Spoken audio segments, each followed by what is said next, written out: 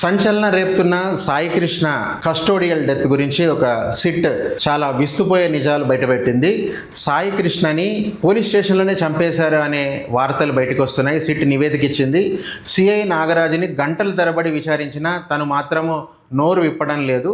అయితే తనను కోర్టులో తీసుకువెళ్లారు సిట్ అధికారులు. మార్కాపురం నుంచి విజయవాడ తీసుకొచ్చిన టాస్క్ ఫోర్స్ అధికారుల మీద కూడా విచారణ జరగనుంది. అయితే సాయి కృష్ణని కొట్టి చంపారనడానికి బలమైన 2 కారణాలు చూపెడుతున్నారు. ఏంటంటే ఎస్ఐ తన వాంగ్మూలాన్ని ఇచ్చాడు. తర్వాత తన తల్లి, ఎవరైతే సాయి కృష్ణ తల్లి ఉందో విజయలక్ష్మి, తను కూడా నేను పోలీస్ స్టేషన్కి వచ్చిన మా అబ్బాయిని చూశాను. అయితే సిఐ నాగరాజు ఇంకా మీ అబ్బాయి లేడు, వెళ్ళి దండ వేసుకొని ఏదైనా బెదిరించాడు. ఈ 2 ఆధారంగా సీసీ కెమెరాలు మాయం చేయటము, వీటి వెనకాల మరి సిఐ నాగరాజే ఉన్నాడా, ఇంతకు మించి పోలీస్ బాసులు ఉన్నారా అనే రీతిలో సిట్ విచారణ కొనసాగుతుంది. చూద్దాము. ఇది ఆంధ్ర రాష్ట్రంలో ఒక సంచలన కేసుగా మారింది. ముందు చూద్దాము ఇది సిఐ నాగరాజుతోనే ఆగుతుందా, ఇంకా పోలీస్ బాసుల కూపీ కూడా లాగనుందా అనేది ముందు తెలుసు.